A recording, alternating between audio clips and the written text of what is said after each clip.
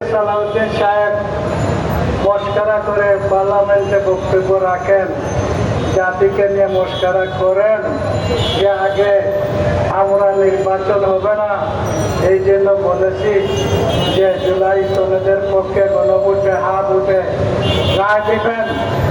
এটা আমাদের উদ্দেশ্য ছিল না, এটা আমরা ক্ষমতায় যাওয়ার জন্য করেছি। তাহলে বোঝা গেল যে ওনারা ক্ষমতা ছিলেন আর কোনো কিছু ছিলেন না।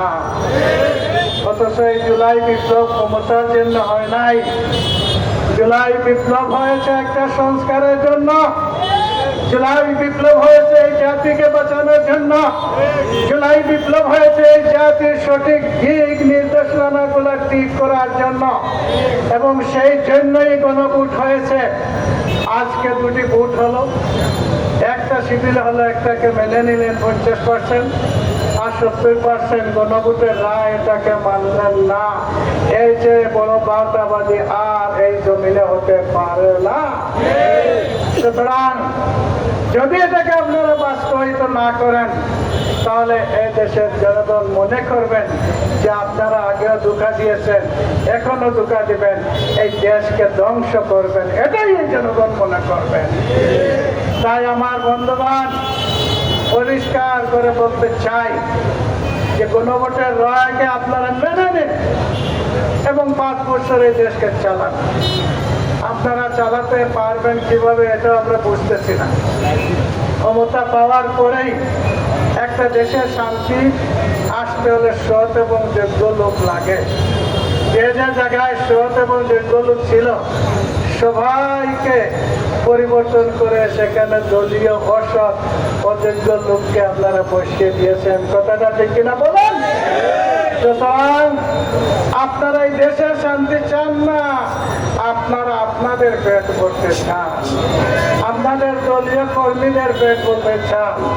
তাই সকল আইনকে উপেক্ষা করে দেশের গুরুত্বপূর্ণ স্থানে আপনারা অন্যায়ভাবে প্রশাসক নিয়োগ করে ভাগ করে দিয়েছেন। তুমি এই জায়গা থেকে খাও, তুমি এই জায়গা থেকে খাও, মানে ভাগ করে সারা দেশটা দিয়েছেন যাতে ঢুকে পড়তে তারা খেতে পারেন।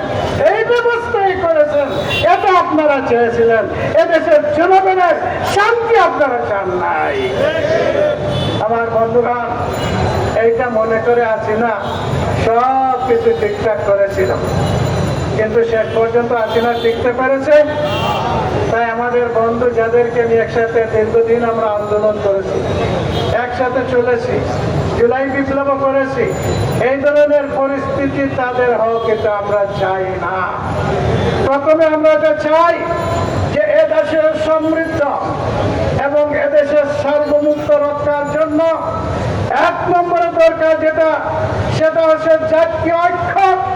এই ঐক্য করতে এই সরকার ব্যর্থ হলে এই সরকার ক্ষমতায় থাকতে পারবে না ইনশাআল্লাহ।